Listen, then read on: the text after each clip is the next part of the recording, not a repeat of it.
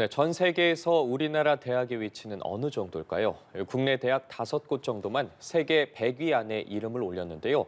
전문가들은 대학을 향한 정부의 낮은 재정 지원이 가장 큰 문제라고 평가했습니다. 이에 정부는 글로컬 사업 등 지원 확대에 나섰지만 주요국 상황과 비교하면 한참 부족하기만 합니다. 문영민 기자가 취재했습니다. 세계 대학 순위에서 국내 대학들의 위치는 계속해서 제자리걸음하며 부진하기만 합니다.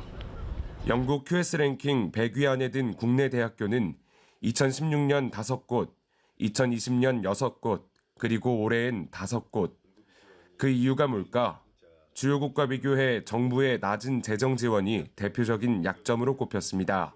특히 우리나라가 OECD에 비해서 굉장히 낮은 것이 고등교육에 대한 정부 재정 지원이라고 할 수 있는데요. 고등교육 수준이 점점 질이 낮아지고 있다라는 비판이 높아지는 것 같습니다. 정부의 국내 총생산 GDP 대비 대학교와 대학원 등 고등교육 지출 비중은 0.7% 수준입니다. 경제협력개발기구 OECD 평균인 1%보다는 낮고요.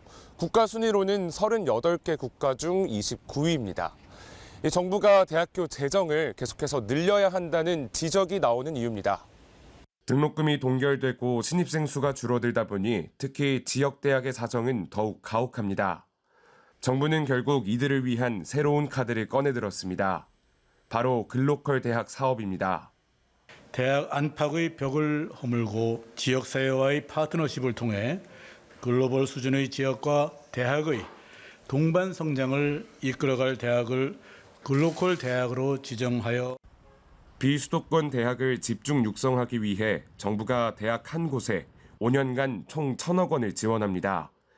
지난해 포항공대와 부산대 등 10곳에 이어 올해와 내년에도 10곳씩을 추가로 선정합니다.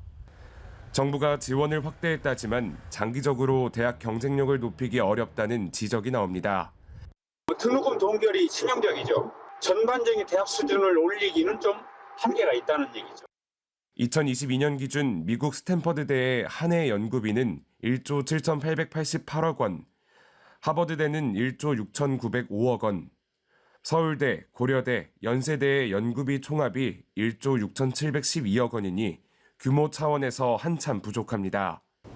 연구의 질과 영향력을 나타내는 논문 피인용 지수에서 스탠퍼드와 하버드대는 각 2.12점, 반면 서울대는 1.4점, 연세대는 1.64점 등 국내에서 2점이 넘는 대학은 단 한 곳에 불과합니다.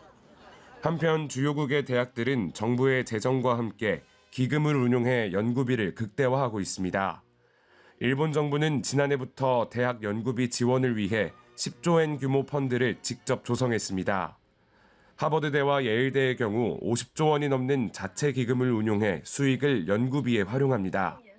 지속적으로 연구비 기금이 만들어지고 이걸 통해서 지속 가능한 연구 투자가 될 수 있는 이런 제도적인 혁신도 이루어질 필요가 있겠고요.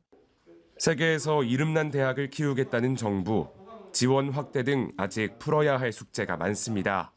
연합뉴스TV 문형민입니다.